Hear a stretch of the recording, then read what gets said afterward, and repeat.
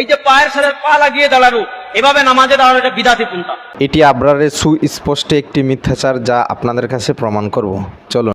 নবীজি সাল্লাল্লাহু আলাইহি সাল্লাম বলেছেন, যখন তোমরা সালাতের জন্য দাঁড়াবে কোনো ফাঁকা জায়গা রেখো না, ফাঁকা জায়গা পূরণ করো যাতে করে শয়তান সেখানে দাঁড়াতে না পারে।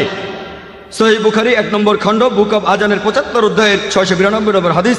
এই হাদিসটা এছাড়াও আছে, সেটা সুন্নান আবু দাউদে 1 নম্বর খণ্ড বুক অব সালাতের 245 নম্বর অধ্যায়ের হাদিস নম্বর 666।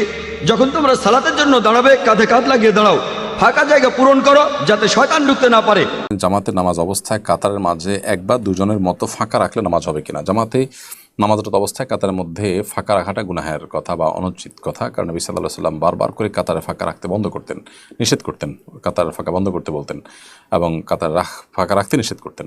তিনি বলতেন যে সুদ্দুল খালাল, তোমরা কাতারের মধ্যকার ফাঁকা জায়গাগুলো বন্ধ করো, এবং তিনি বলতেন যে কাতারের মধ্যে যদি তোমরা ফাঁকা রাখো তাহলে সেক্ষেত্রে শয়তান সেখানে স্থান নেবে। তো এই জন্য কাতারের মধ্যকার ফাঁকা রাখা অনুচিত। তবে নামাজ হয়ে যাবে, একজন বা দুজনের জায়গায় যদি ফাঁকা থাকে নামাজ হয়ে যাবে।